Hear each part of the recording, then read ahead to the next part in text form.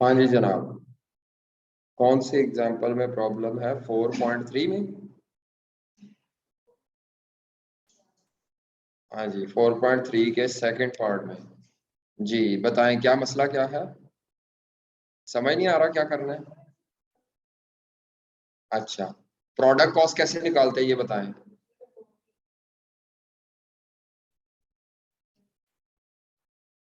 अच्छा,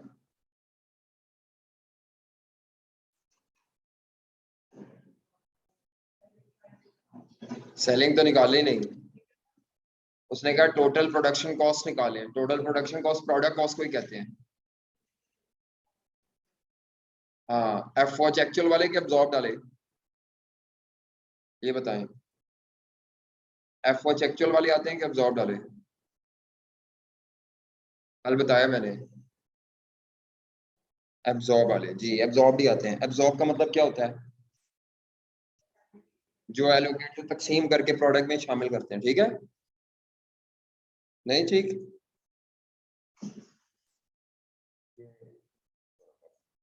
ये उठा देना होगा। मैं कर रहा हूँ ऑर्डर जरा प्लीज। अच्छा, तो डायरेक्ट मटेरियल जॉब नंबर का पता है क्या है? जॉब क्या होती है? जॉब किसे कहते हैं? ऑर्डर को कहते हैं। जॉब ऑर्डर को कहते हैं। जॉब किसे कहते हैं? जॉब कहते हैं ऑर्डर। तो ये कंपनी को एक ऑर्डर मिला है, ये ऑर्डर करना है या ये ऑर्डर कर रही है। एक ऑर्डर है, ऑर्डर का नंबर क्या है? 924। इधर देख लो बेटा, इधर देख लो, 924 नंबर ऑर्डर है। आपने उस ऑर्डर की कॉस्ट निकालनी है और हर एब्जॉर्प्शन रेट इस्तेमाल करना है जो पार्ट ए में आपने निकाला है। पार्ट ए में कितने रेट निकाले हैं?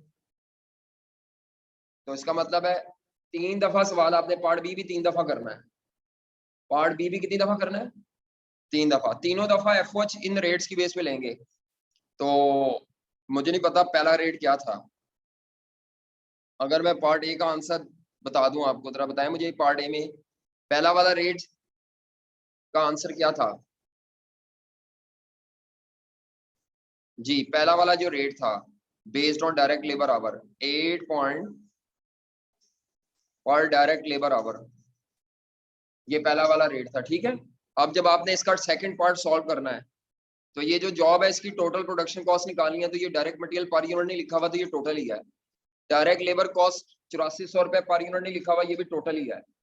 तो अब आपने direct material cost plus direct labour cost और प्लस तीसरी चीज क्या करनी है? तो पहला रेट जो था ये वाला, ये इस्तेमाल करो। हाँ जी, रेट कितना है? बेस क्या है? तो इसका मतलब है यहाँ पर होगा 8.75 पर डायरेक्ट लेबर आवर है, तो इनटू इनटू इनटू क्या करेंगे? इस जॉब के जो डायरेक्ट लेबर आवर है उससे मल्टीप्लाई कर देंगे,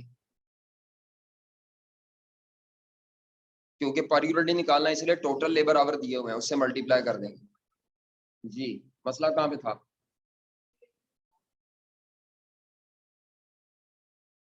बेटा यही तो पॉइंट है, जब भी रेट पर आवर है तो इनटू लेबर आवर होना है।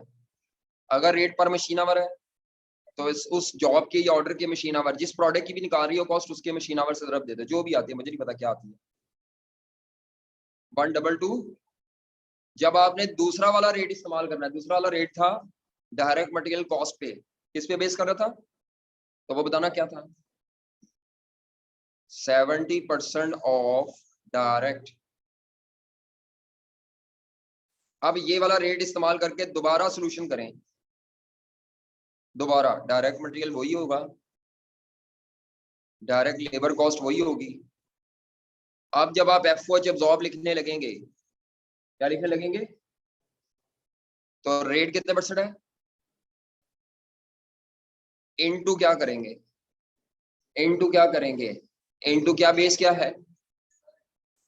तो इस प्रोडक्ट का डायरेक्ट मटेरियल कॉस्ट 20,000 है, इस प्रोडक्ट के डायरेक्ट मटेरियल या इस प्रोडक्ट के या इस ऑर्डर के मटेरियल से दे दे 14,000 आ जाएगा। नहीं समझ आई? आ गई है? ये बेस जो भी होगी उसके मुताबिक मल्टीप्लाई बाय एक्टिविटी लेवल। तीसरा रेट भी ऐसे ही है। जी, और किसी बच्चे का कोई मसला मसाइल? एग्जाम्पल 4.5 तक दी थी, सबने किए हैं? जी भाईजान आपने किए हैं एग्जाम्पल? क्यों? काम क्यों नहीं करते यार तुम शहजादे? और तुम उस बैच से ट्रांसफर होकर आए हो, इथों किथे जाएगा 10? अगले अटेम्प्ट है जवान, तेरी मेहरबानी पढ़ लिया कर। और बबर शेर पढ़ लिया कर। चलो आगे चले। ये बेटा पास नहीं होगा फिर इस तरह से। तुम घर जाके काम नहीं करते, कोई बिजनेस करते हो,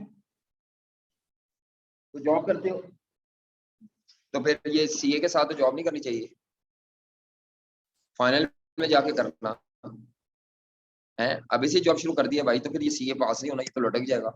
अच्छा आगे चलते हैं जरा।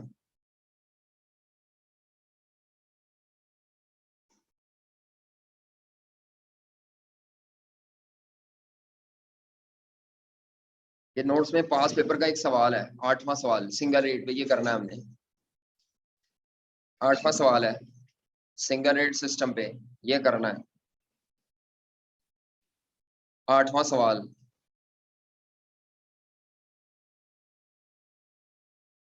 इसका सोल्यूशन नोट्स में गलत है। 8वां सवाल नोट्स का है, ये पास पेपर का सवाल है। ऐसा सवाल आ सकता है अब आपको, 8 नंबर का है ना, ये ऐसे सवाल आ सकते हैं अब आपको।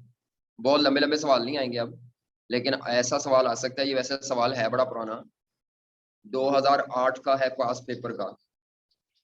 2008 क्वेश्चन नंबर 2 था, 2008 के पास पेपर में से था। हाँ जी, किसके पास पेपर में से था? 2008 के।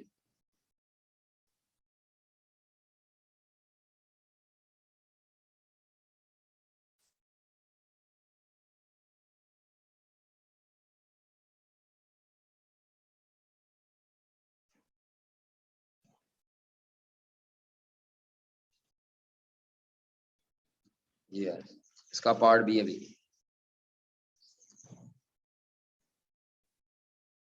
सिंपल छोटा सा सवाल है 8 नंबर का। हाँ जी, ये आई कैप का शक्ल का सवाल है, तो आई कैप की फॉर्मेटिंग में जी। क्वेश्चन में वो क्या कहता है? कहता है कंप्यूट द रिवाइज्ड, रिवाइज किसे कहते हैं? कोई भी नया, पुराने से चेंज करके कोई नया। कहता है compute the revised machine hour rate.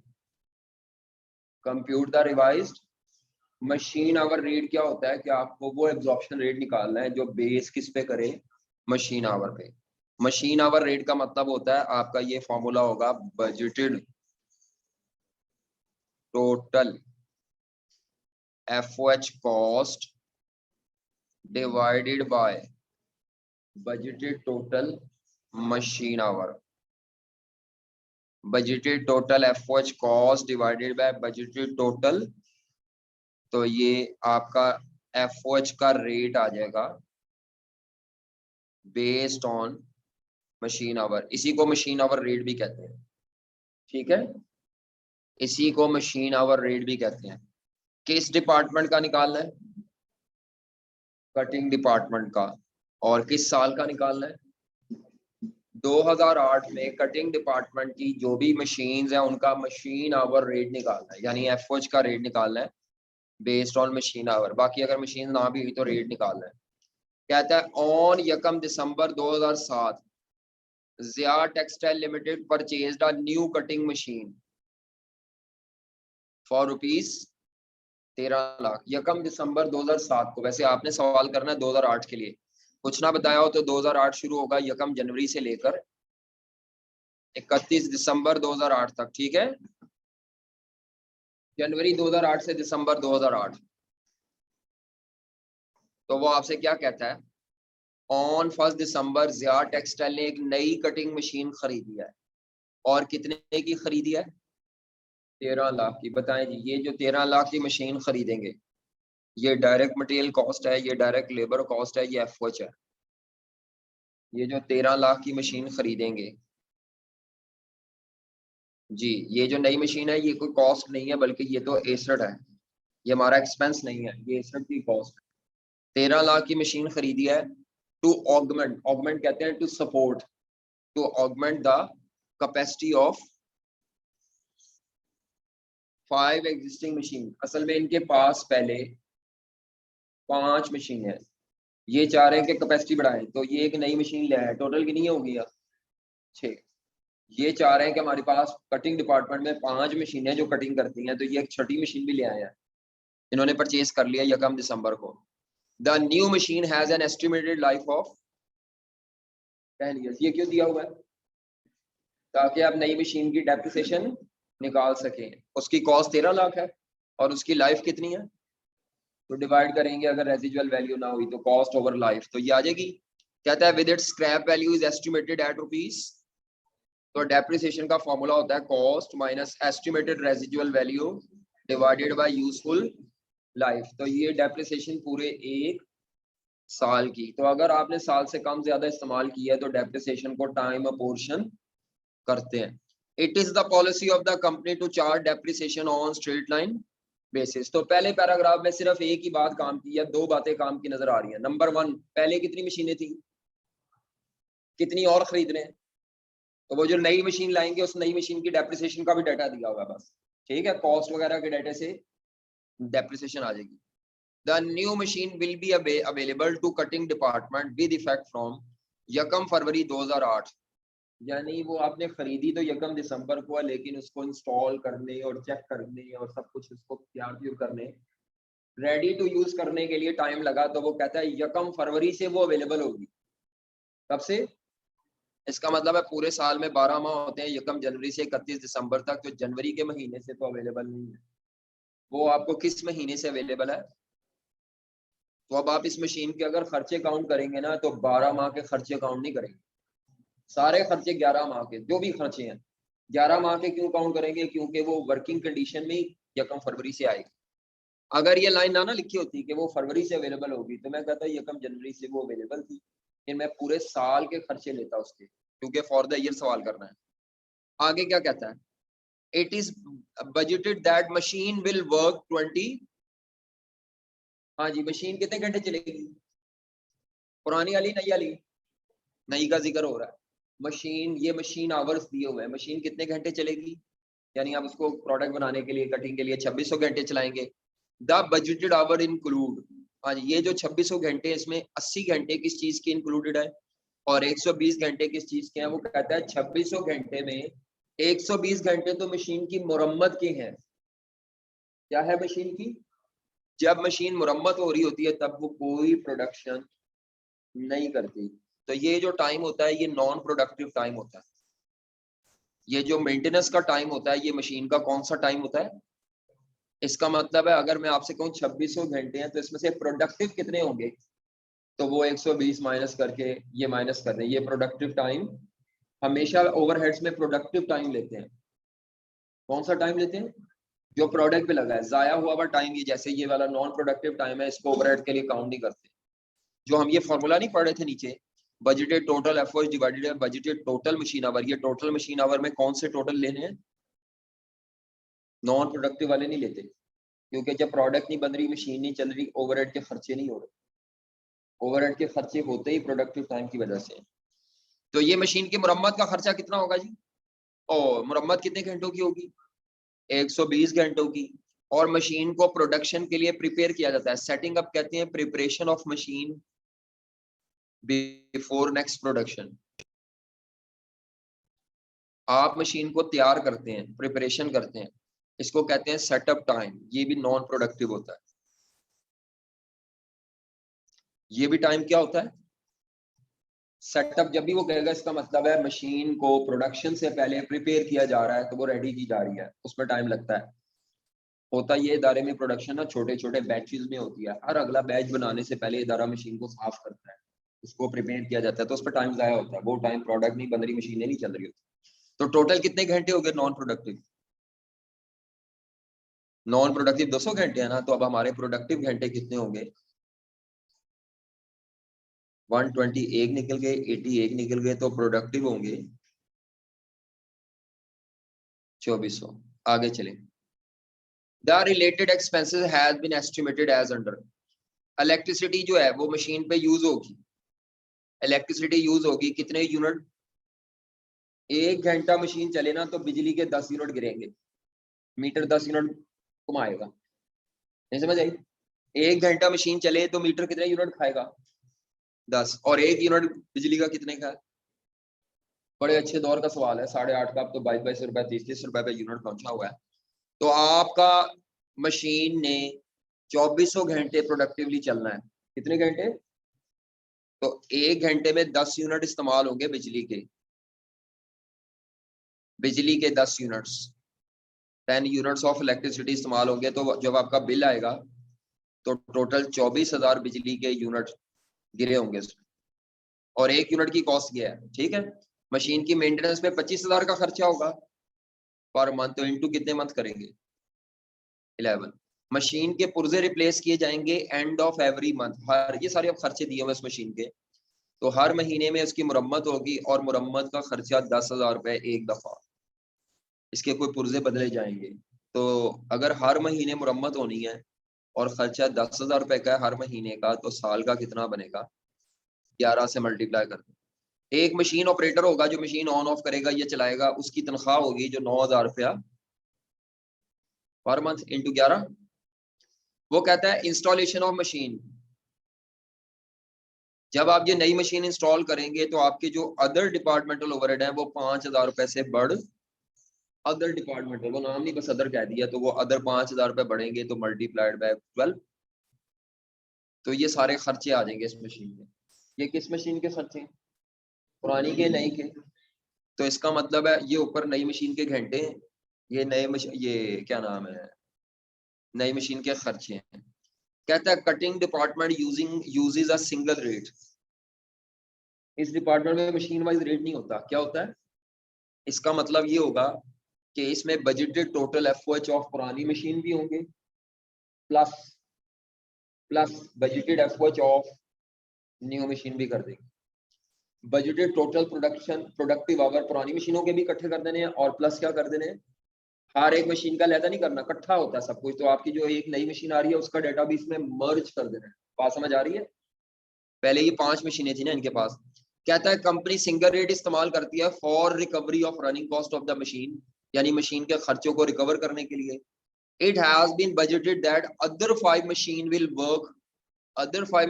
Work for 12,500 घंटे, जिसके अंदर 900 घंटे की क्या शामिल है?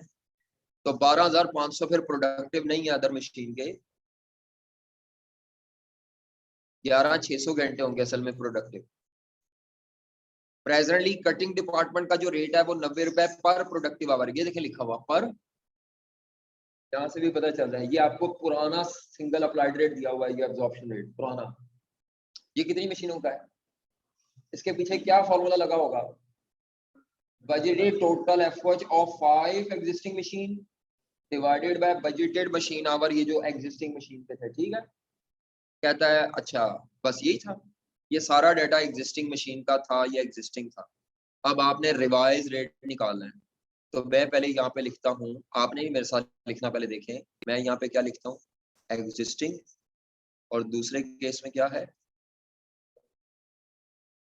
एग्जिस्टिंग और रिवाइज। फॉर्मूला क्या लगा? फॉर्मूला क्या है? बजटेड, बल्कि मैं इधर ही लिख लेता हूँ, इसके नीचे एग्जिस्टिंग और उसके नीचे budgeted total FOH cost of 5 machines divided by क्या है,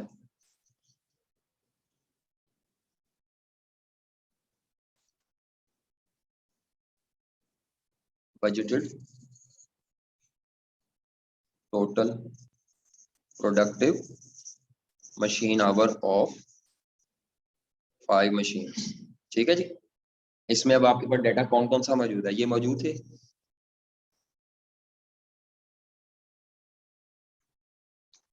ये मौजूद थे, ये थे ना मौजूद, ये मौजूद नहीं था। ये हम निकाल सकते हैं, क्या आता है? अब मुझे नहीं पता, जो भी आता है निकाले तरह क्या आता है। 4, 5 ये हमने फाइंड आउट किए। ये खर्चा कितनी मशीनों का है?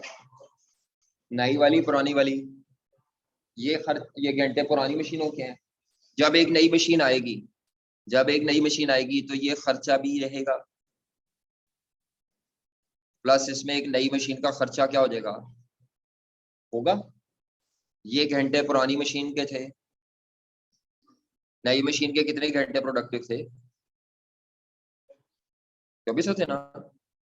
पुरानी मशीन के खर्चे प्लस नए खर्चे, पुरानी मशीन के घंटे प्लस, अब आप अगर नई मशीन के नई मशीन के सारे खर्चे टोटल कर लेना, जो भी खर्चे आपको इसमें आएंगे, तो वो यहाँ पे पुट करें तो आपके पास रिवाइज रेट जवाब आ जाएगा। बस इतना सा सवाल। अब खर्चे टोटल करने हैं किस मशीन के, नई मशीन के। तो अब आप यहाँ पे लिखेंगे एफओएच एक्सपेंसेस ऑफ, चलें आप खुद टोटल करें। अब चलो मैंने पढ़ा दिया था, ये लिख लो, जो भी आता है आप लिखे करें, शाबाश। सारे खर्चे ये जो 5 है टोटल करने हैं आप, नई मशीन के 5 खर्चे टोटल हैं, चलो शाबाश। जो मैंने ये लिखा था इसको ऐसे लिखना है, ऊपर नीचे करके लिखना है, वो आपकी मर्जी है। मैंने आमने सामने करके लिखा है, तो इधर फॉर्मूला क्या लग रहा होगा, budgeted FOH of 5 machine plus FOH of new machine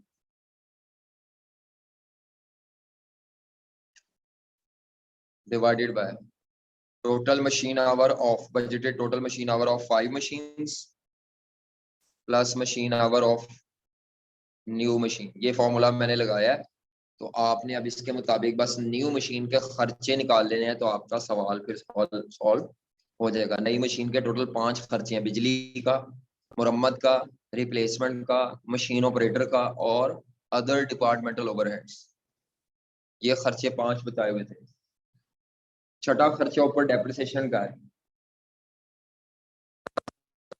depreciation का, ठीक है। टोटल 6 खर्चे बने फिर से। चलो भाई चलो करें शाबाश इसको।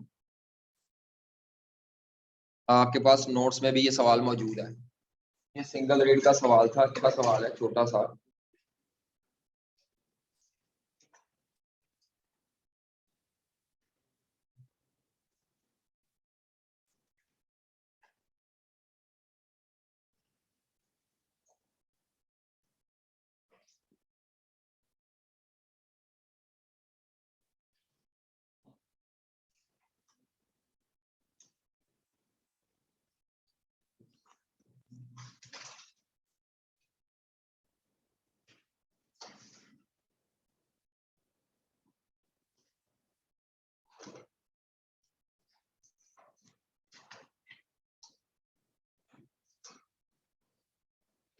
करें जी, एफओएच एक्सपेंसेस ऐड करें नई मशीन के।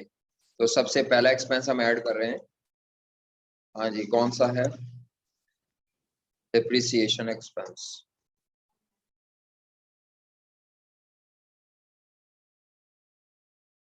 मशीन की कॉस्ट थी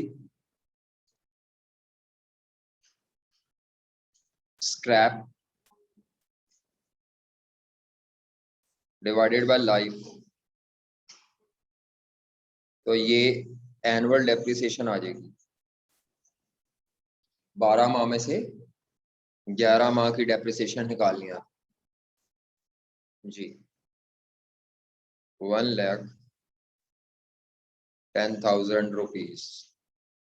शाबाश, मुझसे पहले पहले करें। ये एक्सपेंस ऊपर दिया हुआ था, बुलेट नंबर 1 में पहला खर्चा जो दिया हुआ था वो मेरा ख्याल है इलेक्ट्रिसिटी की कॉस्ट। दूसरा खर्चा जो दिया हुआ था बुलेट नंबर 2 में वो मेंटेनेंस कॉस्ट है।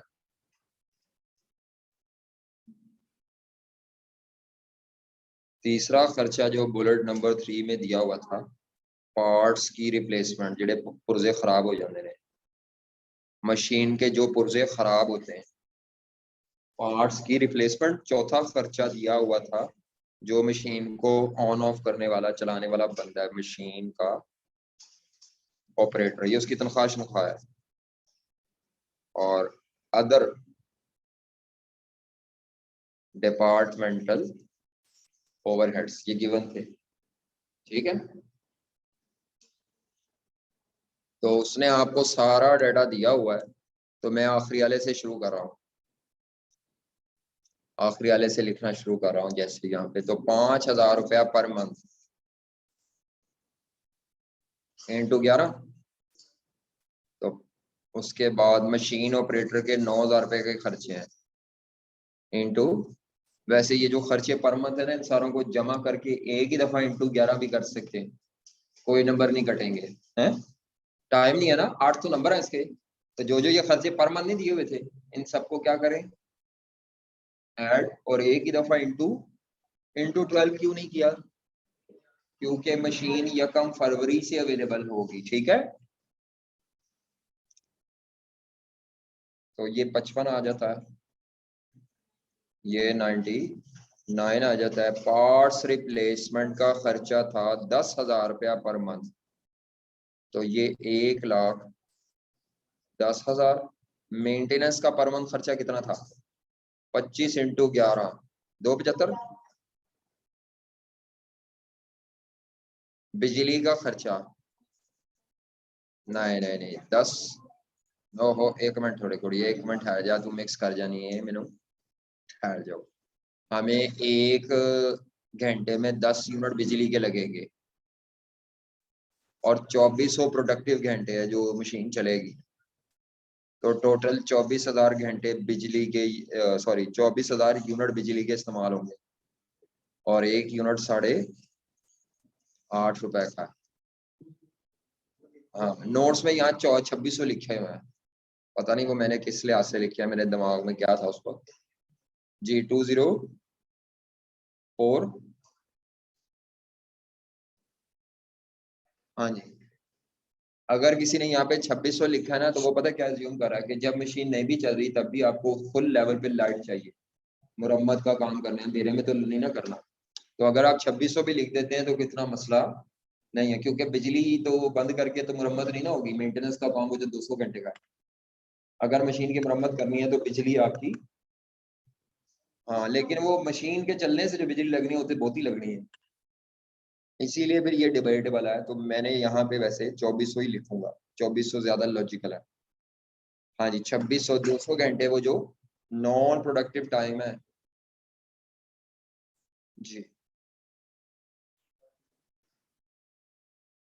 850, 853 ये क्या आ जाएंगे, एडिशनल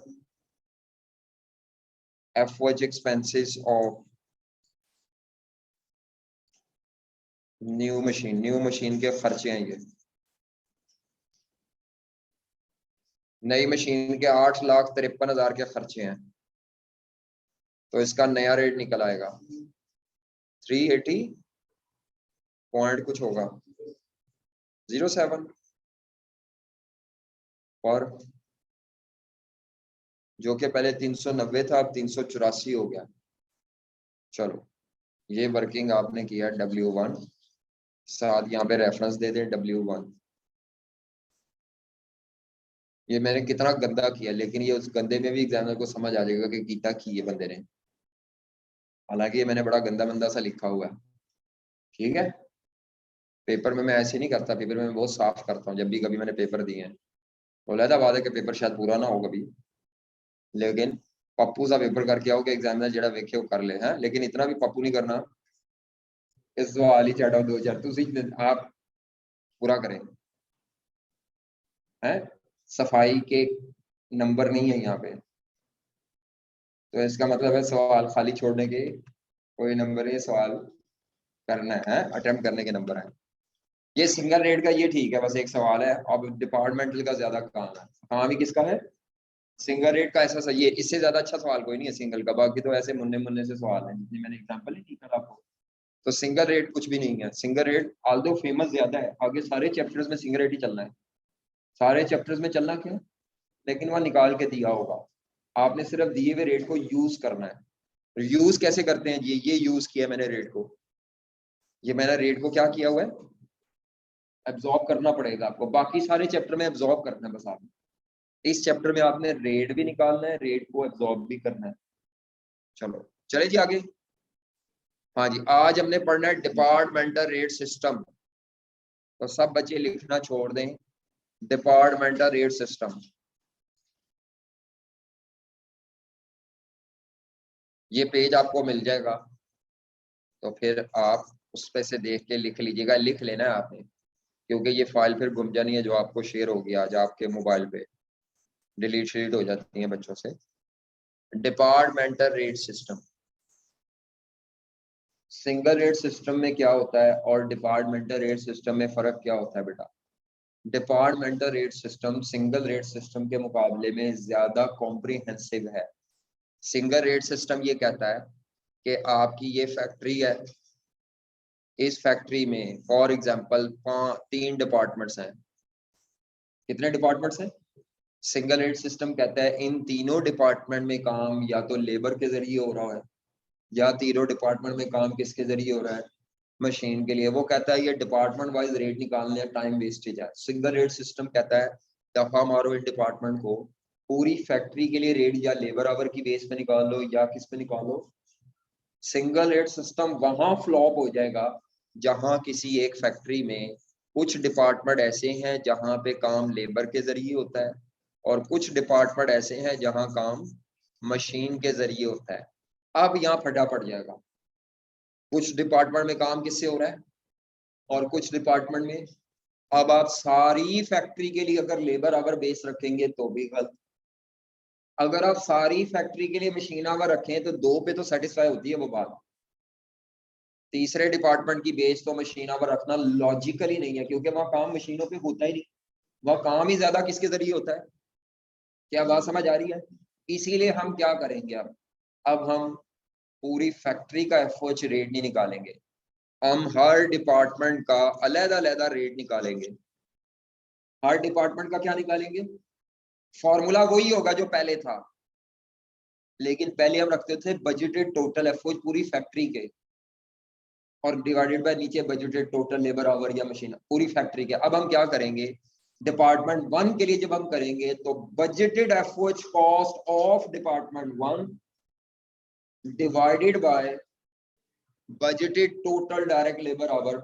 इधर भी टोटल लेने लेकिन डिपार्टमेंट के बजटेड पर यूनिट नहीं लेने, budgeted total direct labour hour of, इधर क्या होगा डिपार्टमेंट 2 में budgeted FOH of department 2 divided by budgeted total machine our. तीसरे में भी ऐसे ही होगा। बात समझ आ रही है? अब आपने पूरी फैक्ट्री के एफओएच नहीं लेने बल्कि एक डिपार्टमेंट के टोटल एफओएच लेने हैं। बात समझ आ रही है? कितने? एक, मसलन पूरी फैक्ट्री के अगर 5 लाख थे तो शायद एक डिपार्टमेंट के 2 लाख हो, दूसरे के 2 लाख हो, तीसरे के 1 लाख हो, तो आपने वो जो 5 लाख टोटल फैक्ट्री के एफओएच वो नहीं लेने, 2 लाख 2 लाख और 1 लाख वो एफओएच लेने। बात समझ आ रही है? तो डिपार्टमेंटल रेट सिस्टम और सिंगल रेट सिस्टम में कौन सा रेट सिस्टम ज्यादा सिंपल है? Single rate system is simple, but ये कभी कभार लेस एक्यूरेट होता है। क्या होता है ये? क्योंकि ये आपके सारे डिपार्टमेंट को समझता है, सारे या तो लेबर हाथ से काम कर रही है, ये सारा काम किससे हो रहा है? मशीनों से हो रहा है। हाँ जी, डिपार्टमेंटल रेट सिस्टम जो है ये आपका मोर एक्यूरेट है, ज्यादा कॉम्प्रिहेंसिव है।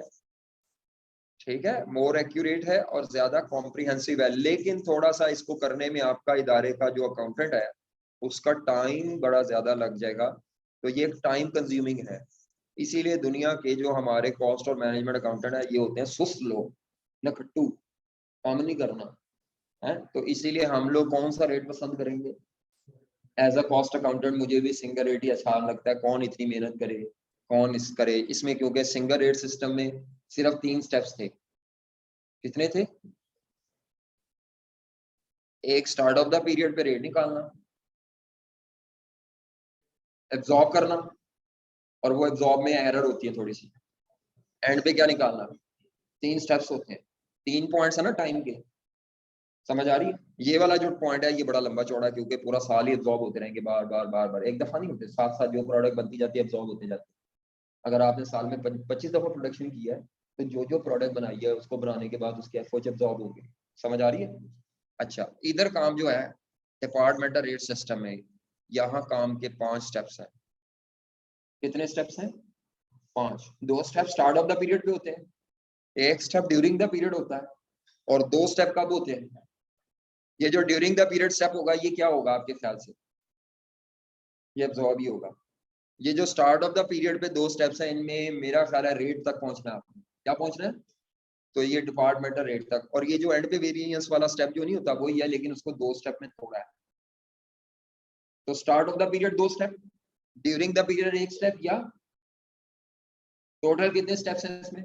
पेपर में सवाल 5 पे नहीं आता, पेपर में सवाल या तो पहले 2 स्टेप्स पे आएगा या आखिरी 3 स्टेप्स पे आता है। मेरी बात समझ आ रही है? या पहले 2 स्टेप्स पे या आखिरी 3 स्टेप्स पे। तो अब आपको मैंने ये जो पहले 2 स्टेप्स हमने आज ये करने हैं, बाकी छोड़े दफा मारे अभी आज। तो पहले 2 स्टेप्स हमने सीखने हैं। पहले 2 स्टेप में क्या होगा तो वो उसके लिए मैं आपको अभी बता देता हूँ। देखें, जो सिंगल रेट सिस्टम था ना, ये बात तो सबको समझ आ गई है। डिपार्टमेंटल रेट सिस्टम की क्या लॉजिक है, अंडरलाइंग ऑब्जेक्टिव क्या पीछे? अकाउंटेंट चाहता है कि मैं पूरी फैक्ट्री एक्यूरेट से चाहता है, वो चाहता है मैं पूरी फैक्ट्री का रेट इकट्ठा सिंगल निकालने की बजाय, जिसको प्लांट वाइड रेट कहते हैं, वो निकालने की बजाय, ब्लैंकेट रेट निकालने की बजाय मैं डिपार्टमेंट वाइज रेट क्यों ना निकालूं, which are more realistic, more accurate, but it is time consuming. अच्छा जी, सिंगल रेट सिस्टम और डिपार्टमेंटल रेट सिस्टम। तो डिपार्टमेंटल रेट बल्कि सिंगल रेट में हम क्या करते हैं, पूरी फैक्ट्री की एफओएच एस्टिमेट किए, टोटल एफओएच, उसके बाद सिंगल बेस सेलेक्ट की, कोई भी एक्टिविटी लेवल जो भी है, मशीन आवर, लेबर आवर, और फिर सिंगल क्या निकाल लिया, रेट निकाल लिया एफओएच का। सबको पता है यहाँ तक काम start of the accounting period पे होता है। उसके बाद इस रेट की मदद से एफओएच जो है वो प्रोडक्ट्स में क्या कर दिए, एलोकेट। एलोकेट मतलब तकसीम कर दिए। ये सिंगल रेट था जो आप कर रहे हैं। उसके बाद वेरिएंस एंड पे जो इनका एब्जॉर्ब था उसकी बेस पर एफओएच, वेरिएंस एब्जॉर्ब और एक्चुअल की बेस पर। एक्चुअल इसमें कहीं नहीं नजर आ रहे, लेकिन एक्चुअल अलग बिल आएंगे, एक्चुअल बिल होंगे जो कि एब्जॉर्ब के साथ कंपेयर किए जाए। अब जो डिपार्टमेंटल है ना, उसमें हम पूरी फैक्ट्री के एफओएच एस्टिमेट करते हैं। क्या करते हैं? साल के शुरू में पूरी फैक्ट्री के एफओएच एस्टिमेट करते हैं। फिर इन एफओएच को डिपार्टमेंट वाइज तकसीम करते हैं। ये जो एफओएच है इनको किसमें तकसीम करते हैं? मैंने कहा था इस पूरे चैप्टर का मकसद तकसीम और तकसीम ही है। तो आप पूरी फैक्ट्री को पहले किसमें तकसीम करते हैं? तकसीम करते हैं डिपार्टमेंट। ये जो तकसीम करने का प्रोसेस है इसको हम अपने पहला स्टेप कहते हैं। ये हमारा पहला स्टेप है, ठीक है। ये जो आपने एफओएच है ये डिपार्टमेंट्स में तकसीम करने हैं। तो भाई डिपार्टमेंटल रेट सिस्टम में 2 तरह के फैक्ट्री में डिपार्टमेंट्स होते हैं। एक को कहा जाता है प्रोडक्शन डिपार्टमेंट्स, वो सीक्वेंस पे आते हैं, और दूसरे को कहा जाता है सर्विस डिपार्टमेंट्स। डिपार्टमेंट्स कितनी तरह के होते हैं?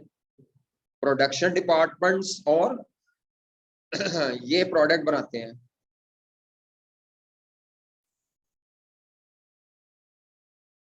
ये प्रोडक्ट बनाते नहीं बल्कि ये सपोर्ट देते हैं, हेल्प करते हैं प्रोडक्शन डिपार्टमेंट को।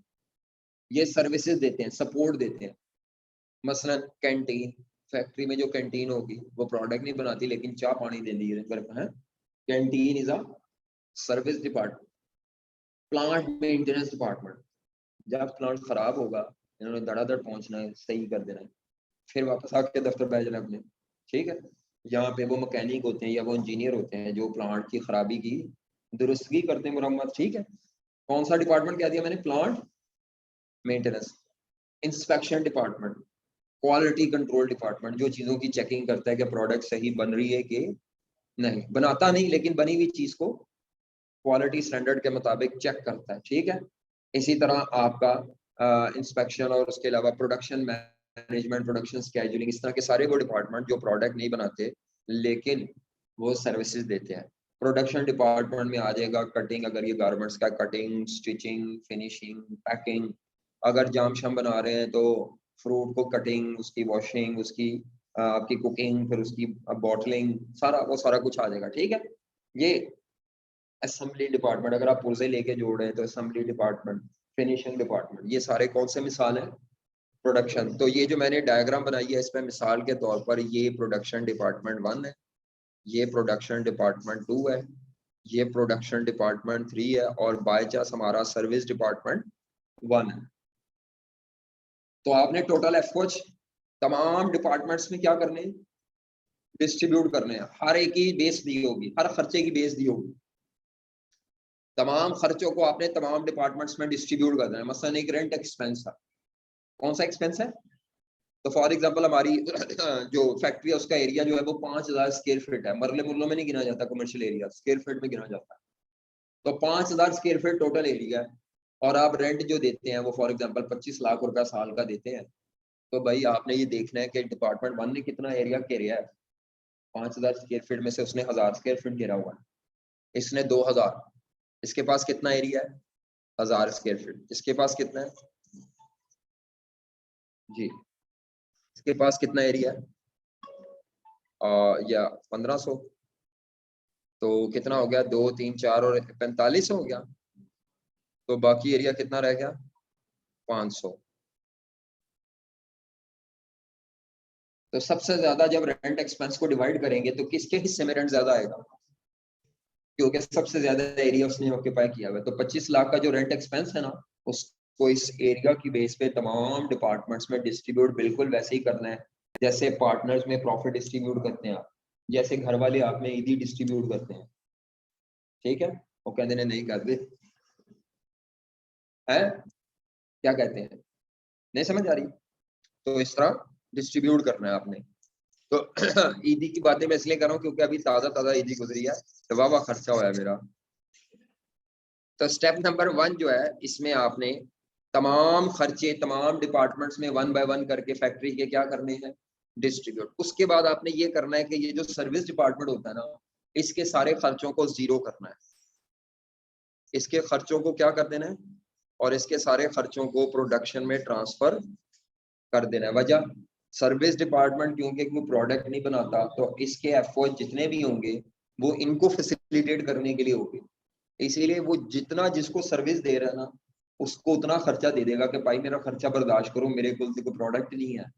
तो सर्विस डिपार्टमेंट क्योंकि कोई प्रोडक्ट नहीं बनाता, तो वो सारे खर्चे किनको दे देगा, बिल्कुल उसी तरह जैसे घर में अबू रिटायर होने के बाद सारे खर्चे अपने बेटों को कह देते हैं बेटा मैं तो उन काम ही नहीं करता, ताड़ी मेहरबानी सारे घर के खर्चे बर्दाश्त करो, टोटल खर्चा ₹1,00,000 है, तो बड़े पुत्र तू बहुता देना है, छोटे पुत्र तू उसको घट देना है, होता है ऐसे। तो Abu is the service department after retirement, और अबू ने सारे खर्चे आपको ट्रांसफर कर देने हैं, भाई तुमने इतना करना है, तुमने इतना करना है, तुमने इतना करना है। किसी बेटे की जरूरत नहीं है, अगर वो अच्छे बेटे हैं, कि वो आगे से कह दे अब्बू जी मैंने तो बहुत खर्चा पाता तुझे, तो भाई अब्बू को पता है कि किस बच्चे को कितना खर्चा एलोकेट करना है। घर का किचन तो चलाना ही है ना, अब्बू को मैनेजर है घर के, विद सपोर्ट ऑफ अम्मी है, और आप जो है वो समझ लें आप प्रोडक्शन डिपार्टमेंट है आफ्टर रिटायरमेंट ऑफ अब्बू, उससे पहले पहले आप कुछ नहीं है, उससे पहले पहले तो आप खाऊ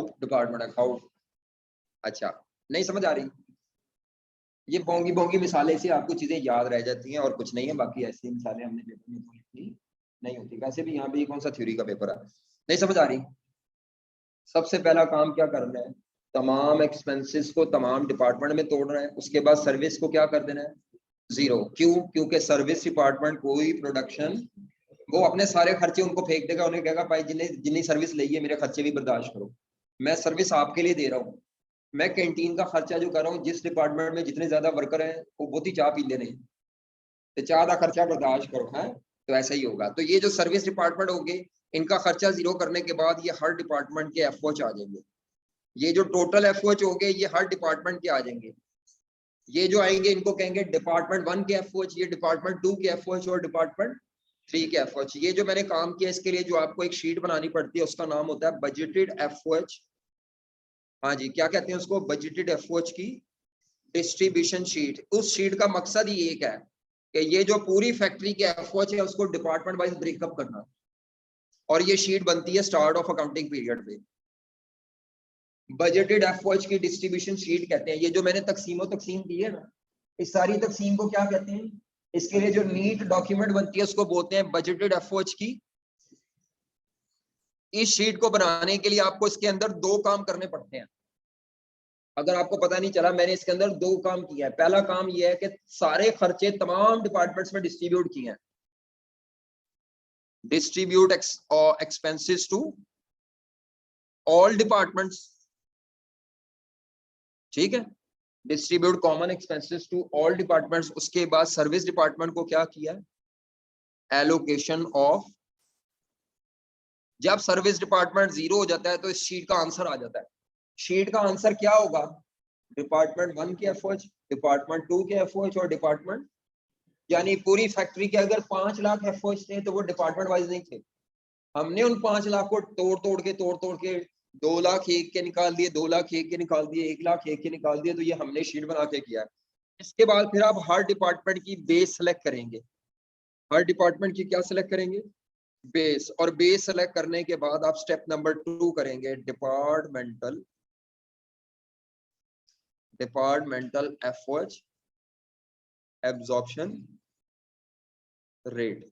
अब वो बेस कैसे सिलेक्ट करेंगे, ये इसके लिए अब आपको थोड़ी सी जजमेंट इस्तेमाल करनी पड़ेगी। या बेस डायरेक्ट लेबर आवर होगी या बेस कौन सी होगी, मशीन आवर।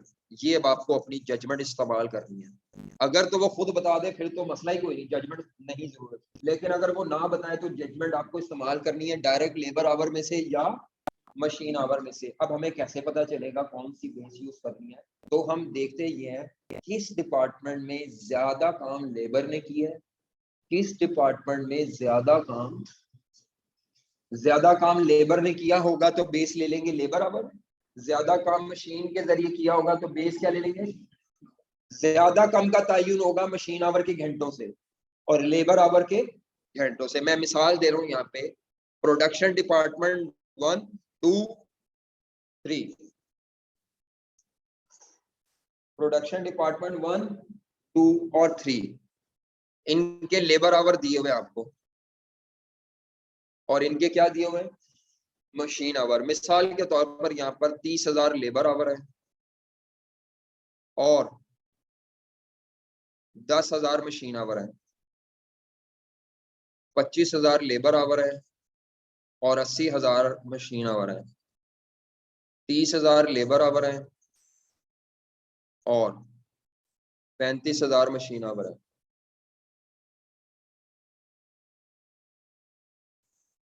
ठीक है, कितने? 30, 25 और 30। ठीक है जी, नहीं समझ आ रही है? चले एक मिनट है। तो अब इसमें से अब आपने खुद सेलेक्ट करना है।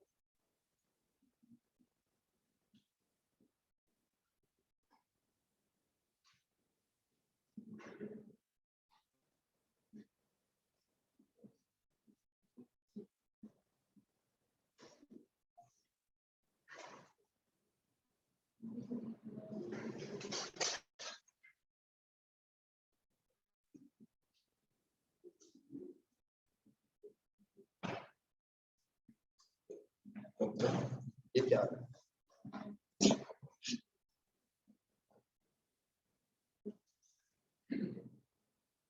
अच्छा जी, क्या है जी, डायरेक्ट लेबर आवर और मशीन आवर, ये आपको सुना दिए होंगे। अब आपने पहचाना है किस केस में लेबर आवर बेस में और किस केस में। तो डिपार्टमेंट 1 में बेस क्या होनी चाहिए आपके ख्याल से?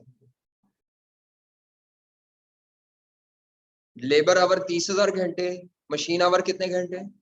क्योंकि ये ज्यादा है और ये कम है, तो इसको छोड़ के हम ये बेस लेंगे। जो घंटे ज्यादा है इसका मतलब है वहां ज्यादा काम किसके जरिए हो रहा है? हालांकि मशीन के जरिए भी हो रहा है, लेकिन कंपैरेटिवली ज्यादा किस में हो रहा है? लेबर के जरिए। तो बेस सूटेबल बेस है लेबर आवर। समझ आ रही है? अगर उसने खुद कह दिया ना कि मशीन आवर लेनी है, फिर ये कंपैरिजन नहीं करना, फिर आपने फड्डे में नहीं पड़ना। कंपैरिजन तब करना है जब वो साइलेंट हो। इधर बताएं क्या बेस होगी? मशीन आवर बेस होगी। और इधर समझ आ रही है? किसी की लेबर आवर, किसी की विच एवर इज हायर, जो इन दोनों में से कंपैरिजन करके ज्यादा होगा हम वो बेस ले लेंगे। जैसे मिसाल के तौर पर मैंने यहाँ पे लेबर आवर लिया है और उधर मैंने बेस क्या लिया है? Machine our, suitable base. और ये मशीन आवर पूरी फैक्ट्री के नहीं होंगे, सिर्फ इस डिपार्टमेंट के मशीन आवर हैं।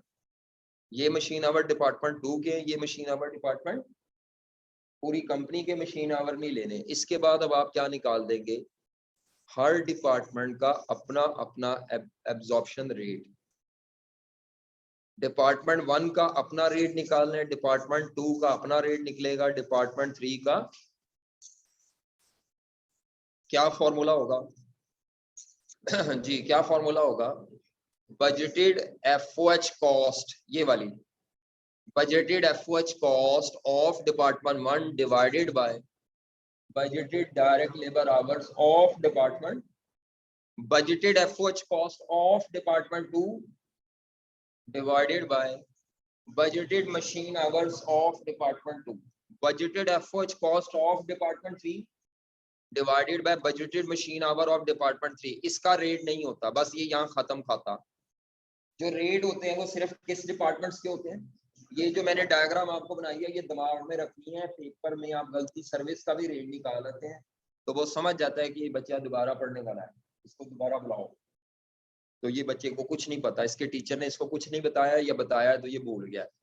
और ठीक है, समझ आती है बात आपको? जी क्या फॉर्मूला है पहले डिपार्टमेंट का? जी भाईजान, हाँ जी आगे बैठा करें आप यहाँ। जी किसकी? Total company. डिपार्टमेंट 1 की जो बेस है, जो कि यहाँ पे क्या है? Budgeted labour our. तो यहाँ पे रेट मैंने 3 दफा पे लिखना है। अगर हमारे 3 डिपार्टमेंट है प्रोडक्शन, तो रेट कितनी दफा आएगा? 3 दफा। बात समझ आ रही है आपको? तो यहाँ पर फॉर्मूला क्या बनेगा? जैसे हमारा डिपार्टमेंट 1 था तो उसका फॉर्मूला होगा budgeted FOH of department 1 divided by budgeted total direct labour hours. इसी तरह डिपार्टमेंट 2 का रेट क्या होगा? budgeted FOH of department 2 divided by budgeted machine hours of department 2। Similarly production department 3 का भी। समझ आ रही है बात आपको? तो ये मैंने 2 स्टेप क्लैरिफाई कर दिया आपको, ये 2 जो शुरू में है। समझ आ रही है? तो पहले इन 2 स्टेप्स के सवाल करने हैं, बस हमने पहले इन 2 स्टेप्स के सवाल करने हैं।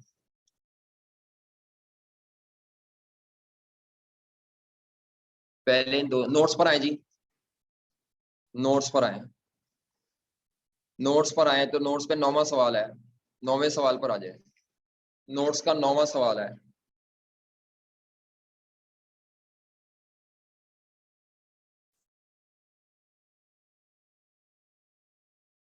नोट्स का 9वां सवाल है।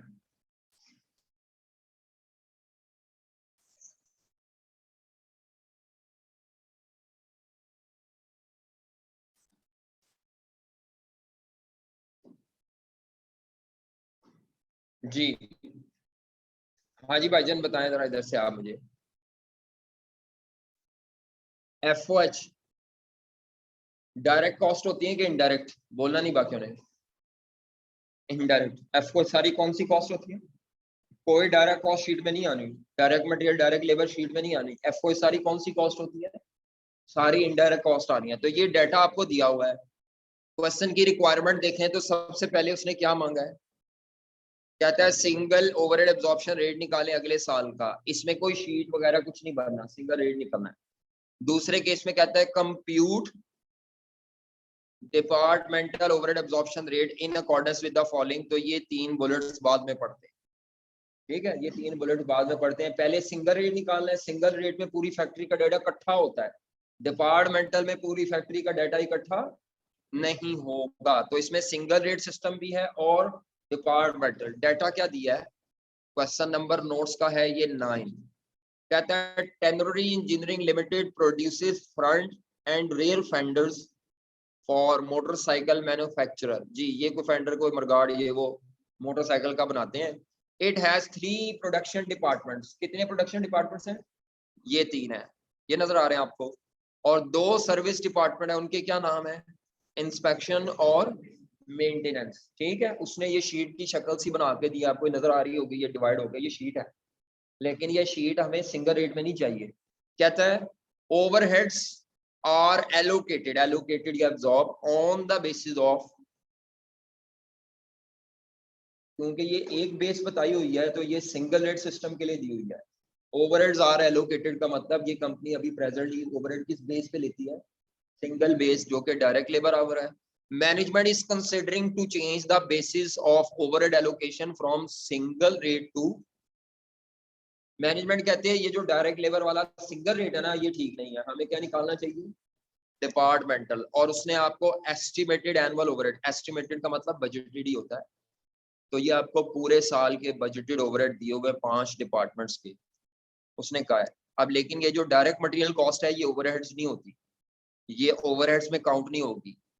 डायरेक्ट लेबर कॉस्ट भी ओवरहेड्स में काउंट नहीं होगी। ओवरहेड्स में क्या क्या आएगा, इनडायरेक्ट मटेरियल, ये जो दिया हुआ है, और ये रुपीज इन थाउजेंड का मतलब है सिर्फ रुपीज वाली फिगर राउंड की हुई है। तो ये जो 30 लिखा हुआ है ना, ये एक्चुअली 30,000 है। ये जो 75 लिखा हुआ है, ये 75 सिर्फ रुपीज वाली फिगर राउंडेड है, बाकी कोई फिगर राउंडेड नॉन रुपी वाली को फिगर होगी ना, वो पूरी दी हुई है, सिर्फ रुपीज राउंडेड है। अदर वेरिएबल ओवरहेड्स, हाँ ये लेंगे, ओवरहेड्स हैं ये सारे लेंगे, ये सारे लेंगे ओवरहेड्स में, ये नहीं लेंगे। ये क्यों नहीं लेंगे, क्योंकि डायरेक्ट मटेरियल कॉस्ट और डायरेक्ट लेबर कॉस्ट दोनों ही एफओएच का पार्ट नहीं होते। ये दोनों कॉस्ट एफओएच का पार्ट नहीं होती, ये एफओएच है ही नहीं। एफओएच होती है indirect cost, direct material direct labour. FOH में आपने 3 प्रोडक्ट एलिमेंट पढ़े हैं ना, डायरेक्ट मटेरियल, डायरेक्ट लेबर, तीसरा एलिमेंट क्या होता है, तो direct material direct labour FOH से सेपरेट होते हैं, इसीलिए ये शीट में ये नहीं आएंगे, ये सारे लिखेंगे। फिक्स्ड ओवरहेड भी लिखेंगे। अब उसने ये शीट पे गलत बनाई हुई थी, ये टोटल डिपार्टमेंटल भी गलत है। उसने शीट में डायरेक्ट मटेरियल डायरेक्ट लेबर भी लिख दिया, जो कि अकाउंटेंट जेड़ा विजी गोगलू अकाउंटेंट था। इसके बाद ये जो नीचे डाटा दिया ये रुपीस का नहीं है, ये नॉन रुपी डाटा है। मैक्सिमम प्रोडक्शन कैपेसिटी का मतलब है डिपार्टमेंट 1 में 20,000 से ज्यादा यूनिट नहीं बन सकती, मैक्सिमम ये है। दूसरे में मैक्सिमम कितने बन सकते हैं, 25,000। तीसरे में ये सिर्फ इंफॉर्मेशन के लिए दिया हुआ है, इससे ज्यादा हम यूनिट नहीं बना सकते। इसका मतलब ये होता है कि इससे ज्यादा यूनिट नहीं बन सकते, तो ये सिर्फ इंफॉर्मेशन होती है। डायरेक्ट लेबर आवर सबके दिए हुए हैं, 24,000 जमा 9600 जमा 12,000। अगर आप इसका टोटल कर लेंगे तो पूरी फैक्ट्री के डायरेक्ट लेबर आवर आ जाएंगे। जरा निकालना टोटल फैक्ट्री, 45,600। मशीन आवर जमा करें तो पूरी फैक्ट्री के मशीन आवर निकल आएंगे, 9 और 1 10, 11,000। ये मशीन आवर है और ये कौन से आवर है, ये बेस दी हुई है। आगे यूज ऑफ सर्विस डिपार्टमेंट, हाँ जी आगे क्या दिया हुआ है, use of service department. Use of, इसका कोई मतलब बता सकता है कि वो ये क्या कहना चाह रहा है। देखें जी, हमारा पहला डिपार्टमेंट इंस्पेक्शन है, दूसरा कौन सा है, इंस्पेक्शन डिपार्टमेंट का काम चीजें चेक करना होता है, और मेंटेनेंस डिपार्टमेंट का काम मुरम्मत का काम करके देना होता है। अब पहले मेंटेनेंस को फोकस करें। मेंटेनेंस डिपार्टमेंट ने, अगर इसको आप जमा करें तो इसको जमा करके टोटल क्या आता है, बताना मुझे। पहला वाला कितना है, 1050, 1050 मेंटेनेंस आवर्स हैं। ये मशीन आवर नहीं है, ये कौन से घंटे हैं, और ये टोटल 1000 और 5 इंस्पेक्शन आवर्स। अब इसको पढ़ते कैसे हैं? मेंटेनेंस डिपार्टमेंट ने टोटल 1050 घंटों की मेंटेनेंस की है। कितने घंटों की मुरम्मत की है? जिसमें से उसने किसको कितनी सर्विस दिया है? मेंटेनेंस डिपार्टमेंट ने 630 घंटों की मुरम्मत की है पहले डिपार्टमेंट के लिए। दूसरे डिपार्टमेंट के लिए देखो ना, मेंटेनेंस के आगे लेबर आवर लिखा है, ये लेबर आवर प्रोडक्ट बनाने के नहीं है, मुरम्मत करने के घंटे। किस चीज के घंटे? टोटल मुरम्मत के घंटों में से पहले डिपार्टमेंट के लिए कितने घंटों की मुरम्मत की उन्होंने? 630। दूसरे के लिए और तीसरे के लिए ये पता क्यों दी हुई है? जब भी सर्विस डिपार्टमेंट का कोई भी डाटा इस तरह दिया होगा तो आपका इसका मतलब है सर्विस डिपार्टमेंट को जब आपने जीरो करना है ना, तो मेंटेनेंस डिपार्टमेंट की कॉस्ट को हर डिपार्टमेंट में ट्रांसफर करना है। तो किसमें सबसे ज्यादा जाएगी आपके ख्याल से? सबसे ज्यादा मेंटेनेंस का खर्चा किसके खाते में जाना है? क्योंकि फैब्रिकेशन ने सबसे ज्यादा मुरम्मत का काम कराया है। सबसे ज्यादा मुरम्मत का काम किसने कराया है? उसके बाद दूसरे नंबर पर यहाँ पर अगर देखें तो इंस्पेक्शन डिपार्टमेंट ने तीनों को इंस्पेक्शन करके दिया है। सबसे ज्यादा इंस्पेक्शन किसके लिए की है? तो जिसने ज्यादा इंस्पेक्शन कराई है उसको इंस्पेक्शन का खर्चा ज्यादा मिलेगा। जिसको जितनी सर्विस देनी है उसको उतना खर्चे का तोहफा भी देना है, भाई तू साड़ा खर्चा बर्दाश्त कर। तो ये वो बेसिस ये सर्विस डिपार्टमेंट को जीरो करने के लिए दिए। मैंने बताया था ना सर्विस को जीरो करना होता है, तो सर्विस को जीरो करने के लिए कोई परसेंटेजेस या इस तरह का कोई ना कोई डाटा जरूर दिया होगा ताकि ये सर्विस को आप इन बेसिस पे जीरो करें। ये सारी असल में आपको क्या दी हुई है? बेसिस दी हुई है। सारी क्या दी हुई है? चले जी आ जाए जी, निकाले सबसे पहले सिंगल रेट सिस्टम जिसमें डिपार्टमेंट सब इग्नोर होता है। मेरे साथ सॉल्व करें, बल्कि आप लिखें, स्टार्ट करें। आप लिखें, मैं नहीं लिखूंगा, आप लिखें, मैं सिर्फ बता रहा हूं। चलो अभी फॉर्मूला लिखो, हेडिंग दो, single rate, single FOH absorption rate. Question number लिख लो, नोट्स का क्वेश्चन नंबर है 9। Single FOH absorption rate, heading दें, based on direct labour hours. Single FOH absorption rate, single FOH absorption rate based on, हाँ जी, based on किस पे है? Direct labour hours.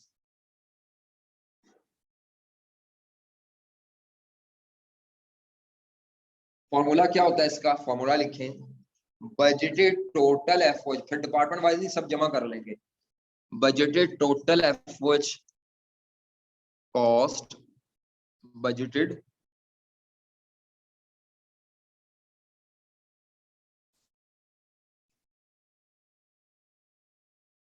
हाँ जी, बजटेड या एस्टिमेटेड भी कहते हैं इसको, budgeted total FOH cost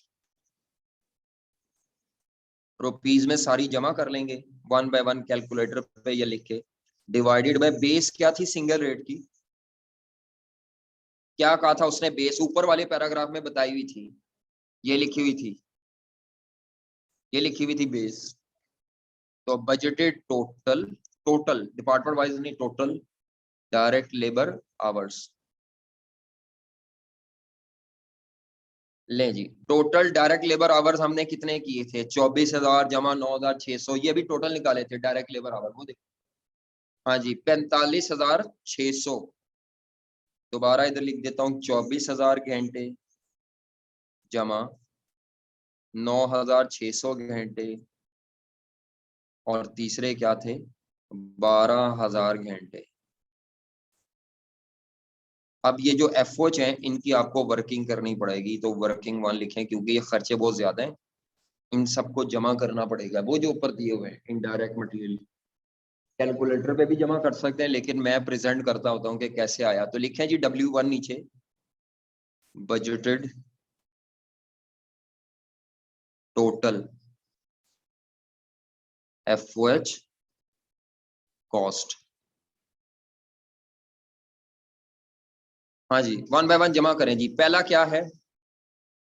indirect material,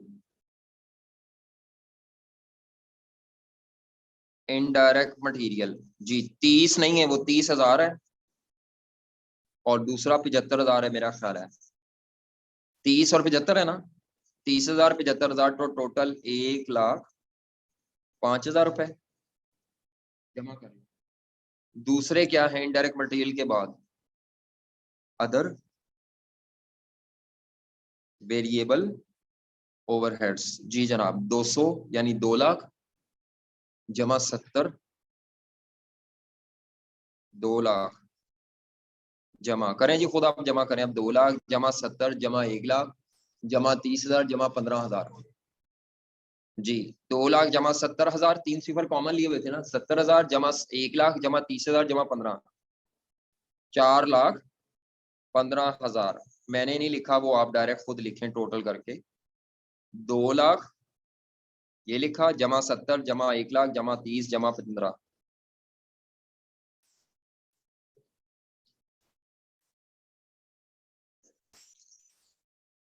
जी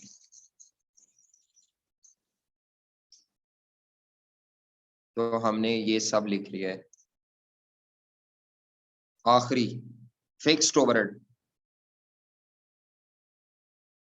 बाकी आप डायरेक्ट एक लाइन में भी जमा कर सकते हैं, कोई मसला नहीं। 480,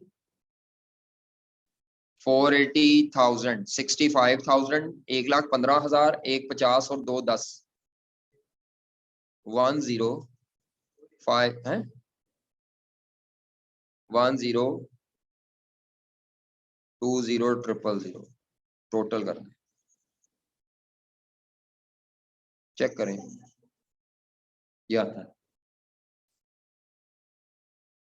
छापा लगाने से बेहतर है खुद टोटल करें, कैलकुलेटर पकड़े और खुद टोटल करें। कुछ बच्चे छापा लगाते हैं, छापा लगाने वाले पास नहीं होते, खुद करने वाले पास होते हैं और मुझसे आगे आगे करें।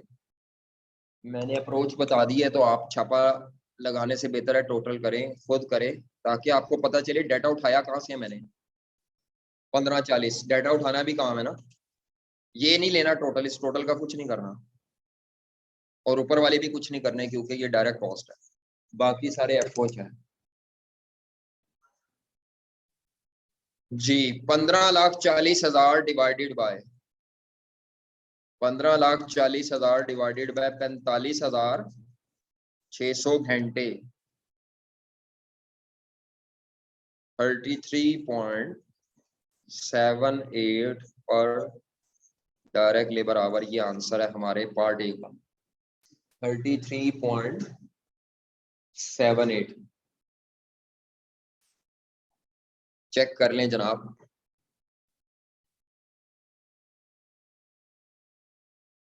33.78। हाँ जी, को मसला मसाइल। तो ये टोटल शोटल चेक करें, क्या ये इतना ही आता है, वो 45,600 ही आता है, सारा चेक करें। जिस किसी किस्म की कोई एम्बिगुइटी है तो वो आप एम्बिगुइटी भी बता दें कि ये हमें समझ नहीं आया, ये बता दें। ये मैंने जमा नहीं किया, ये जमा आपने खुद करके देख लेने हैं, तो ये इतना ही आ रहा होगा जो भी है। अब हमने आना है डिपार्टमेंटल रेट सिस्टम पे। तो इसका ढांचा भी इतना क्लियर नहीं है, हालांकि उसने शीट की शक्ल खुद बना के दी हुई है। शीट की शक्ल खुद वैसे ही शीट होती है जो शक्ल इसने बना के दी है। खर्चे लिखो, डिपार्टमेंट वाइज अमाउंट लिख लो। तो अब हमने स्टेप नंबर 2 क्या, ओ सॉरी स्टेप नंबर 2 कह रहा हूँ, रिक्वायरमेंट नंबर 2 पे आ जाए। ए में तो मसला नहीं है किसी को। चलो step requirement 2, departmental rate system का पहला स्टेप होता है शीट। तो आप हेडिंग तो देंगे डिपार्टमेंटल ओवरहेड एब्जॉर्प्शन रेट्स, ये मेन हेडिंग होगी क्योंकि रिक्वायरमेंट का ये नाम है, डिपार्टमेंटल ओवरहेड एब्जॉर्प्शन रेट्स। अभी मैं आपको पूछूं कितने रेट्स निकल सकते हैं सवाल में, कितने रेट्स निकल सकते हैं सवाल में, 3 के 4 या 5।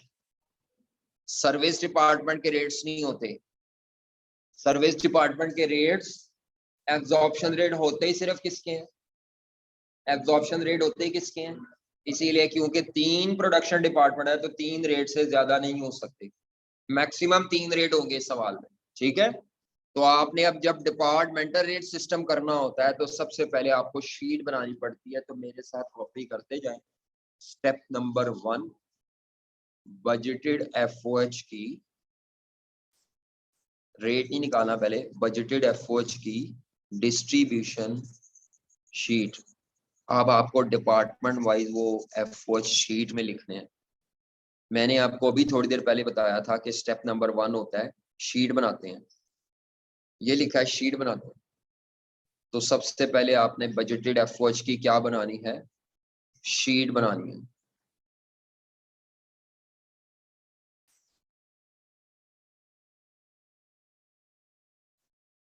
हाँ जी, शीट का फॉर्मेट जो है, मैं शीट में सबसे पहले जो कॉलम लिखता हूँ वो F4 के एक्सपेंसेस के नाम। फिर अगर कोई एक्सपेंस तकसीम करना हो तो उसको तकसीम करने की बेस, उस खर्चे की टोटल अमाउंट, उसके बाद डिपार्टमेंट्स के नाम। जो प्रोडक्शन डिपार्टमेंट है जी, पहले का नाम है फैब्रिकेशन, दूसरे का नाम है फॉस्फेट, तीसरे का नाम है पेंटिंग। ये तीनों डिपार्टमेंट कौन से थे, प्रोडक्शन डिपार्टमेंट। ये तो उसकी सीक्वेंस वही चल रहा है। इसके बाद सर्विस डिपार्टमेंट के नाम लिखते हैं।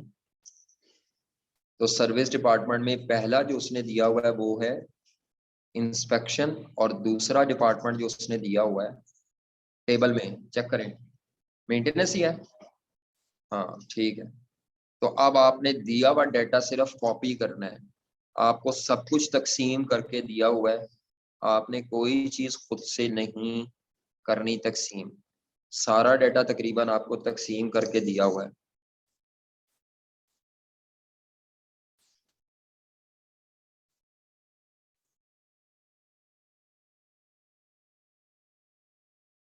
चलो भाई चलो, लिखें जल्दी से, डाटा कॉपी करें जो लोग ये टेबल शेबल बना लें।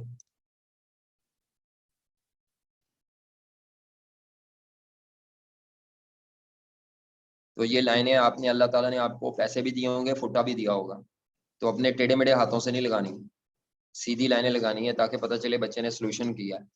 ये ना पता चले कि बच्चे ने गंद मारा है, कि बच्चे का दिल ही नहीं करता सी कि मैनू पास कर। मैं बच्चों से कहता होता हूँ, आप एग्जामिनर को क्या करते हैं, वो आपको पेपर मुश्किल देता है, आप उसे कहते हैं प्यो दा पुत्र है ते चेक करके वो खा है, जरा चेक करके वो खा, वेख तू मेरा पेपर चेक कर सक रहे हैं कि नहीं।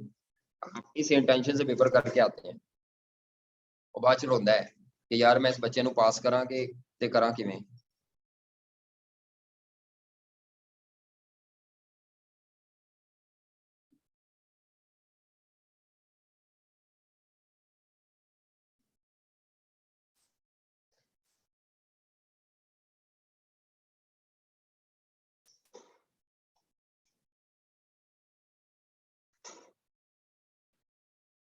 चलो भाई चलो, डाटा कॉपी करो जल्दी से, क्योंकि मैंने तो 5-7 मिनट में कॉपी कर लेना है, ये इतनी खूबसूरती के चक्कर में आप पढ़े ना। बस ठीक है, नॉर्मल खूबसूरती रखनी है जी। चले जी। हाँ भी जवानो, जल्दी जल्दी डाटा लिखो, बातें नहीं। कर लिया, डायरेक्ट मटेरियल आएगा, डायरेक्ट लेबर भी नहीं आएगी, इनडायरेक्ट मटेरियल कॉपी करें। जिस डिपार्टमेंट की है जहां दी है वहीं कॉपी करनी है जी। इनडायरेक्ट मटेरियल टोटल करके कैसे, टोटल तो लिखना ही है लेकिन डिपार्टमेंट वाइज भी लिखना है। 30,000, और दूसरा क्या है 75,000। तो टोटल आपके पास मौजूद ही है, ऊपर भी लिखा हुआ था आपने 1,05,000। ये जो ऊपर टोटल 1,05,000 था ये ऐसे निकला था, ऊपर भी वो देखें 1,5 निकला हुआ है जी। इनडायरेक्ट मटेरियल के बाद वेरिएबल ओवरहेड्स, डिपार्टमेंट वाइज की ज्यादा अहमियत है इधर। अब 2,70,000, अब लिखवाते जाना मुझे, 2,70,000, 1,30,000 और 15,000। डिपार्टमेंट वाइज एक्सपेंसेस को शीट में कॉपी करते जाएं। चलो भाई चले, कॉपी करो जल्दी से। और फिक्स ओवरहेड, अच्छा ये टोटल कितना आया था, 4,15,000। बेस वाला कॉलम खाली है क्योंकि सब कुछ दिया हुआ है।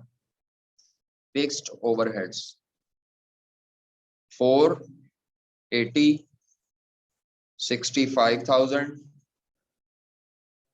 1,15,000, 150, लो जी इधर आएगा 10,20,000।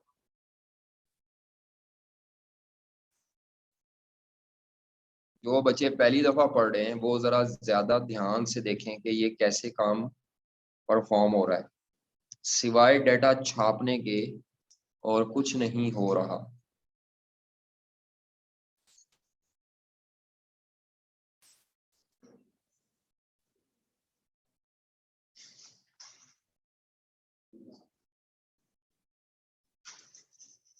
जी 3 लाख, ठीक है। हमारी शीट में ये सारा काम हो गया।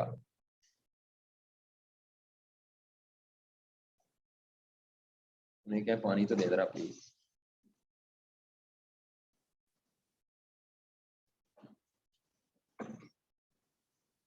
खातून क्या करेंगे इसके बाद, आपके अभी जो मैं बता के हूँ पीछे कॉपी देखो अपनी शीट में। इसके बाद क्या करेंगे, शीट के अंदर आओ, मैंने शीट में लिखवाए थे 2 बुलेट्स, बोलना नहीं बाकी उन्हें, ये खातून अपनी कॉपी पे चेक करें। जब आप शीट बनाते हैं तो शीट पे चलो इधर से देख के बताएं मुझे क्या करेंगे। शीट ये डायग्राम मैंने बनाई थी, इसको देख के बताएं।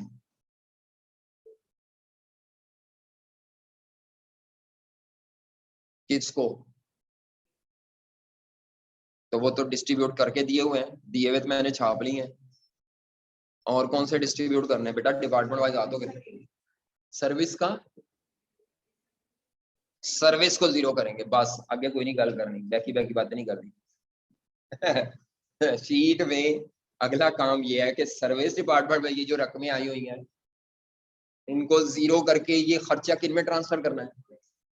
ये देखो मैंने लिखा हुआ था ऊपर कि शीट बनाने के अंदर भी 2 काम करने होते हैं, नजर आ रहा है। डिस्ट्रीब्यूट एक्सपेंसेस टू, हमें नहीं करने पड़े, हमें तो दिए हुए थे, हमने उठा के छाप दिए। दूसरा काम क्या करना पड़ता है, सर्विस को 0, एलोकेशन ऑफ सर्विस का मतलब सर्विस को 0 करना है आपने। तो आपने अब सर्विस को जब 0 करना है तो सर्विस को 0 कैसे करना है, उसके लिए ये पैराग्राफ दिया हुआ है, तो ये नीचे जरा पढ़े, आप खुद पढ़े। ये पहला पैराग्राफ और ये दूसरा, बस ये 2 लाइनें पढ़े, ये 2 लाइनें पढ़े आप, शाबाश।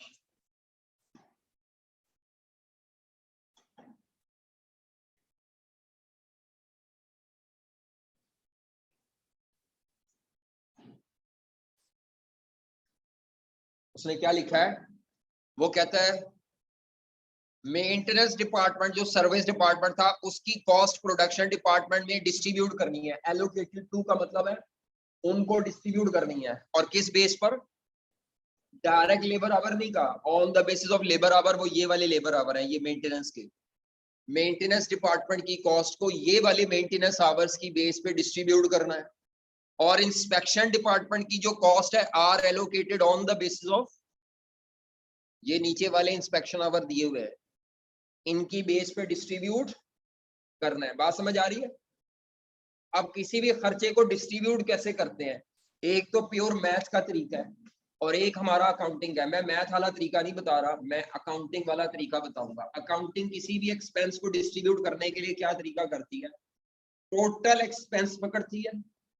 क्या पकड़ती है, जिसको आपने डिस्ट्रीब्यूट करना है, किसको पकड़ती है, पढ़ो कैलकुलेटर सारे। टोटल एक्सपेंस लिखें, ये हमने पहले इंस्पेक्शन को 0 कर देते हैं या जिसको मर्जी करें जी। हमारे पास यहाँ पर पहले इंस्पेक्शन है, चलो इंस्पेक्शन को 0 कर देते हैं। इंस्पेक्शन को 0 करना है, ये टोटल एक्सपेंस है। टोटल एक्सपेंस 210 कितना है जी, divided by total base. Total base क्या लेनी है, अब यहाँ पर मैंने किस बेस पर डिस्ट्रीब्यूट करना था, इंस्पेक्शन आवर की बेस पे। तो टोटल इंस्पेक्शन आवर कितने सन, टोटल इंस्पेक्शन आवर कितने थे, नहीं इंस्पेक्शन आवर, इंस्पेक्शन वाले, मैं इंस्पेक्शन करा रहा हूँ, इंस्पेक्शन टोटल इंस्पेक्शन आवर कितने हैं। टोटल खर्चा डिवाइडेड बाय टोटल 3000, एक रेट निकल आएगा, करो जरा कितना आता रेट, जो भी आता है आ गया ये रेट। अब आपने इस रेट को मल्टीप्लाई करना है पहले डिपार्टमेंट 1 के इंस्पेक्शन आवर से, मल्टीप्लाई, वो 70 कायम रहना है, 70 इंटू 1000, फिर वही 70 का जो रेट है इंटू 500, ये अकाउंटिंग वाला तरीका है। Total expense divided by total base multiplied by department wise base, total खर्चा divided by total base into individual base. Total खर्चा क्या था? 2 लाख। टोटल खर्चा ऑफ इंस्पेक्शन डिपार्टमेंट, ये काउंटिंग का तरीका है। मैथ का तरीका होता तो मैथ में ये रेशो बना लेते इनकी, वो रेशो या सम ऑफ रेशो करके, ठीक है। टोटल खर्चा जी, सिंगल बेस क्या थी? अच्छा वो भी ठीक है, सिंगल बेस 1,00,000 घंटे डिवाइडेड बाय टोटल घंटे इनटू, वो भी सही है तरीका। मैं क्या करता हूँ, मैं ये चलाता हूँ क्योंकि हमारी अकाउंटिंग में हमेशा यही चलना है। टोटल खर्चा डिवाइडेड बाय टोटल बेस, तो एक रेट आ जाएगा। एब्जॉर्प्शन रेट भी तो यही है, टोटल खर्चा डिवाइडेड बाय टोटल बेस, ये एक रेट आ जाएगा। इनटू क्या करना है? डिपार्टमेंट वाइज ये जो है बेसिस, ठीक है।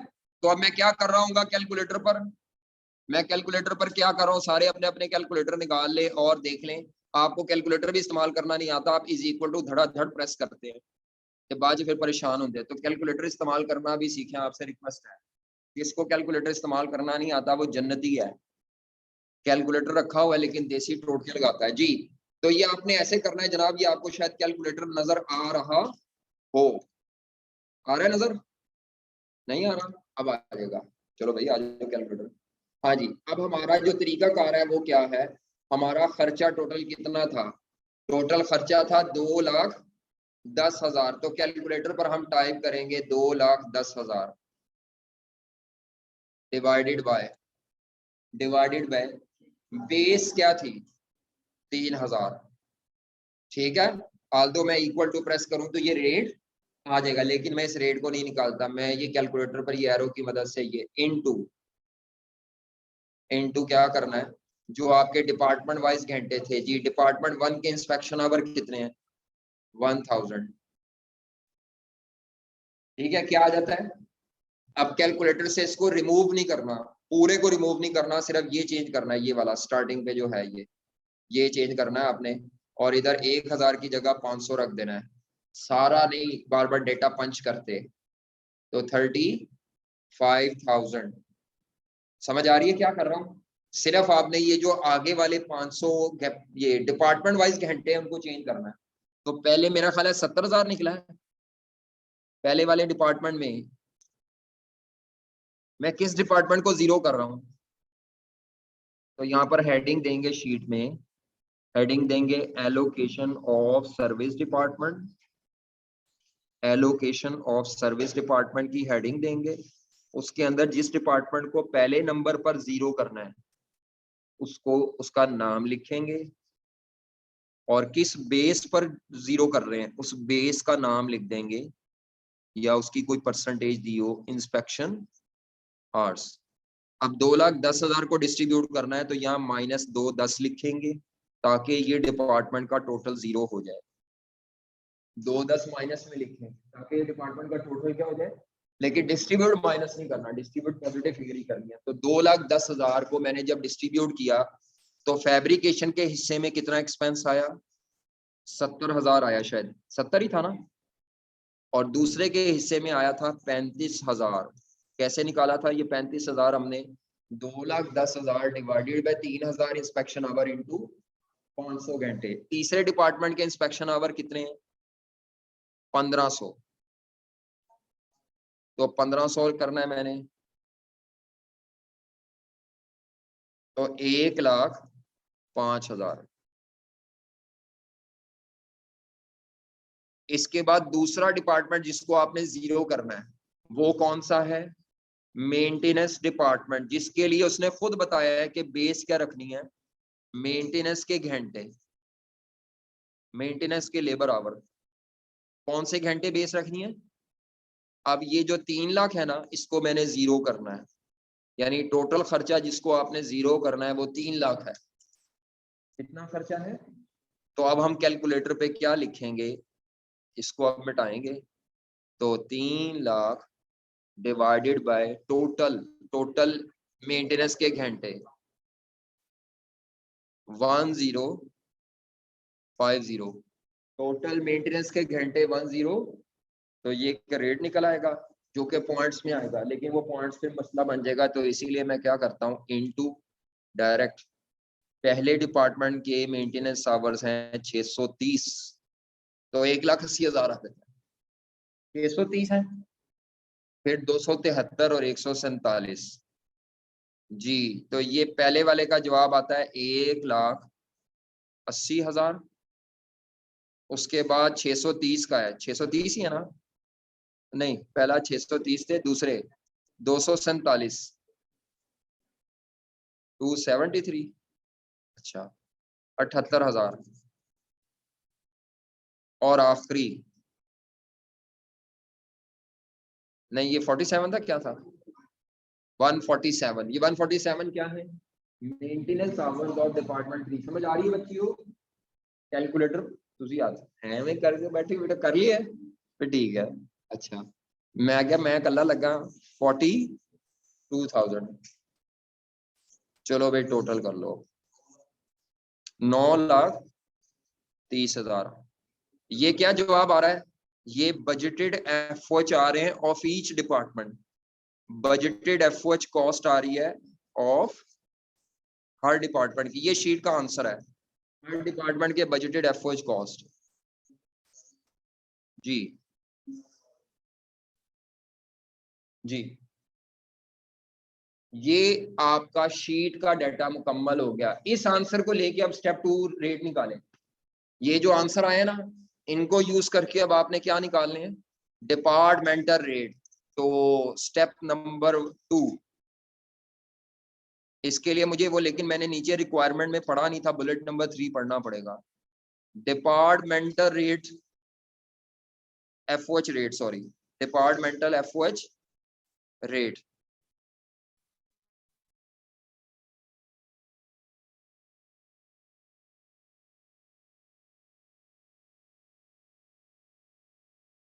क्या फॉर्मूला होता है डिपार्टमेंटल रेट का, budgeted FOH divided by budgeted base. तो ये नीचे बुलेट नंबर 3 पढ़े, इसमें लिखा हुआ है फैब्रिकेशन डिपार्टमेंट का रेट किस पे बेस करेगा। हेलो दस्ता उन्हें, अब आपने अपनी जजमेंट नहीं लगानी। फॉस्फेट और पेंट का डिपार्टमेंट का रेट किस पे बेस करेगा, डायरेक्ट लेबर आवर। तो लिखें जी, जो पहला डिपार्टमेंट था क्या नाम है, fabrication, FOH rate of fabrication department. तो फॉर्मूला होगा बजटेड एफओएच कॉस्ट, ये लिखना जरूरी नहीं है पेपर में, ऑफ फैब्रिकेशन डिवाइडेड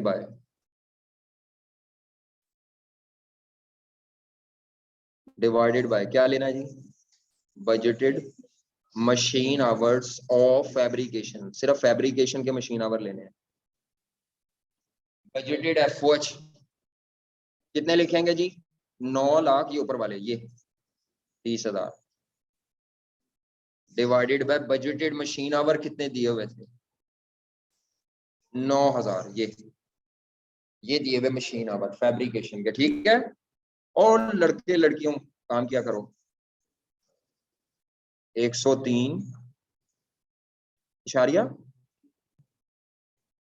चलो बाकी अगले खुद निकालो। अगलों में 248 होगा एक में, डिवाइडेड बाय लेबर आवर होंगे मेरा ख्याल है, direct labour our 9600 direct labour our जो भी है। तीसरा है 3,62,000 डिवाइडेड बाय, उसमें भी डायरेक्ट लेबर आवर कितना, 12,000। लो जी,